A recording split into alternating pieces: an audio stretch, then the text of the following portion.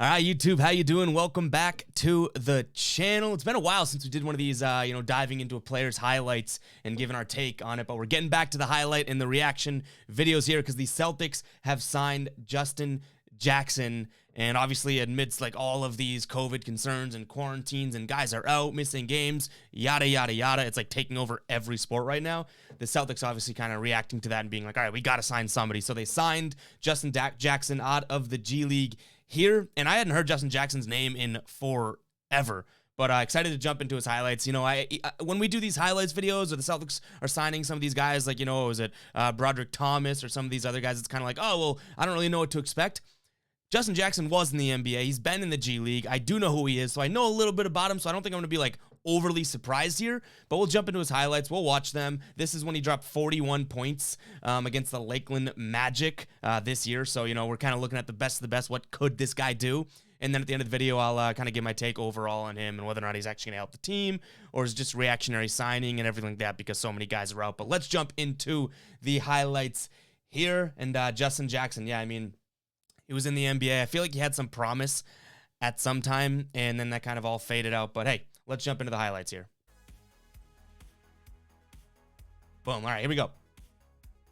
41 points again, so this is pretty big. There's the jumper. Jumper looks good. We'll watch it one more time. You know, my camera's in the way, but nice fall through. Everything looks good. Boom, there's 3. And again, I don't know if the Celtics are like, oh my God, we need a wing, but they have so many guys out that, it would help. And he is a big body. Like, talk about a stretch 4 or something like that. He can do that as well. So, again, I don't know if they go out and sign him if they're not all banged up and injured. Like, he's in the G League for a reason. But it looks like this game, when he drops 41, he was just absolutely going off from behind the arc. Because we already see 3 within the first, half of the first quarter here. But here he is, the length. Nice pass. He probably gets it back here. No, okay, an assist.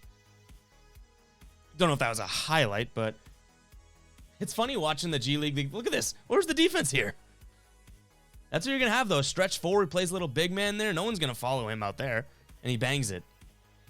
And he's had some big nights in the G League as we were doing research to figure out which highlights to, we've had 35-point games, 30-point games. Like, to me, he is a fringe NBA player in the G League, if that makes sense. There's guys in the G League that are like, oh my God, you're just a G League player. He's obviously been in the NBA, so, he's got to be, to some degree, that was nice, a NBA-worthy talent, like, getting drafted, going to the NBA, everything like that. Showing off the handles, little floater. I mean, obviously, this is the best of the best, too, right? Like, this is the best of him. Like, this is 41 points out of Justin Jackson. Right over that guy. I mean, look at the jump shot. The jump shot looks really clean, especially over a smaller defender. Look at that. That guy has no chance of blocking the shot, but that guy also probably has a better chance of fixing my sink. He looks like a plumber or something. Like, what's that guy doing in the G League? So it's a mix of, yeah, he looks good, but there's Plumber McGee. Looks good here, but also it's like, is the competition that bad? And I don't watch a lot of G League basketball, as I'm sure many of you guys don't as well. Only highlights when guys go off and something like that. But the 3-ball was working for him tonight, clearly. Clearly.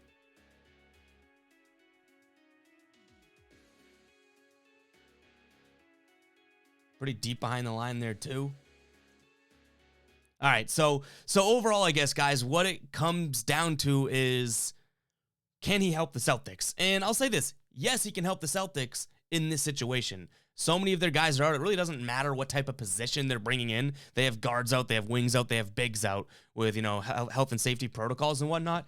But I wouldn't overreact to the signing. I don't think if the Celtics are a completely healthy team, they're cutting somebody to bring in Justin Jackson. I do like it because, yeah, he's young. Yeah, he showed flashes and showed promise at times in his career, even when he was in the NBA, right, for a couple of years ago. So, like, then, yeah, maybe you are getting a young guy with some potential, but I wouldn't look into this too heavily and be like, oh, my God, they're bringing in a guy that they truly believe in. I don't think that this signing happens if they don't have the issues with the current roster right now, but still, nonetheless, I do like to see them doing something. I like to see them not just being like, well, we're injured, might as well sit back. No, they're at least trying to make do with what they have, so I like the signing. I'm looking forward to seeing if, maybe he does blossom, maybe he does fit, because crazier things have happened. You know what I mean? He's getting his chance because of the current state of the Celtics. But maybe with this chance, he takes advantage of that opportunity. And all of a sudden, you're now looking at a guy that can actually contribute off the bench for you and everything like that. So overall, I'm for the signing because of the situation. I like the fact that they didn't just get a no-name. Like, they got a kid that's had promise and still has potential. They didn't just go out there and get some random guy like I feel like the Celtics have done,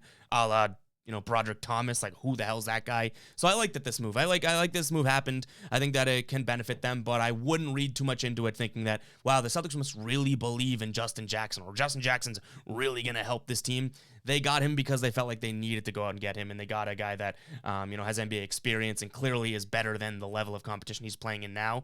So it makes total sense to me. But that's what we got for the video today, guys. Again, it's weird jumping back into these. We haven't done these in a while, jumping back into the highlight reactions, but here we are doing it. These are probably my favorite videos, just chilling, watching that video and giving you guys my sort of like firsthand, honest gut reaction to the video. And here, he looked good. He looked like he was draining the three ball. I wouldn't expect that in green, but he is a lanky sort of wing player / stretch big that can probably provide some help to a team that needs it right now.